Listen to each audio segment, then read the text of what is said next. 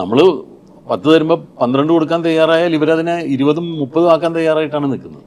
അപ്പോൾ അത് നമ്മുടെ ജോലിയുടെ ഒരു ഭാഗമായിട്ടാണ് ഞങ്ങൾ കണ്ട് അങ്ങനെ വളർന്നതാണ്. അപ്പോൾ അതുകൊണ്ട് എപ്പോഴും അത് വളരെ എൻജോയ് ചെയ്ത് തന്നെയാണ് ചെയ്യുന്നത്. അത് അതിന് ഉദാഹരണം പറയാൻ മലയാളത്തിൽ ഇപ്പം എൻ്റെ മുൻ തലമുറയിലുള്ള എല്ലാ ആക്ടേഴ്സിനും എടുത്ത എല്ലാവരും ആ കാര്യത്തിൽ മിടുക്കന്മാർ തന്നെ. അങ്ങനെയുള്ള ആളുകളാണ് കാലഘട്ടങ്ങളോളം സിനിമയിൽ ഉണ്ടായിട്ടുള്ളൂ.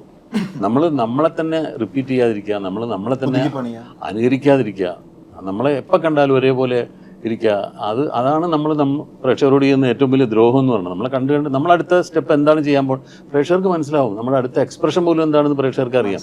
കാരണം കണ്ട് അവർ അത്രയും. അപ്പോൾ അതല്ലാതെ വേറെ എന്ത് ചെയ്യാൻ പറ്റും, വേറെ എന്ത് പ്രേക്ഷകർക്ക് കൊടുക്കാൻ പറ്റും, പുതുമകളിൽ എന്ത് ചെയ്യാൻ പറ്റും, ദിലീപ് നേരത്തെ പറഞ്ഞ പോലെ നേരത്തെ ഉള്ളതിൽ നിന്നുള്ള ഒരു സ്ലൈറ്റർ ചേഞ്ച് മതി ഒരു എക്സ്പ്രഷനിലൊക്കെ, അതുവരെ ആളുകൾക്ക് മനസ്സിലാവും. അപ്പോൾ അങ്ങനെ എന്ത് ചെയ്യാൻ പറ്റും എന്നുള്ളതിങ്ങനെ എപ്പോഴും ആലോചിച്ചുകൊണ്ടിരിക്കും. അതാണ് കൂടുതൽ ചെയ്യാൻ ശ്രമിക്കുന്നത്. അതിന് മാതൃക മറ്റ് മുൻ തലമുറയിൽപ്പെട്ട നടന്മാർ.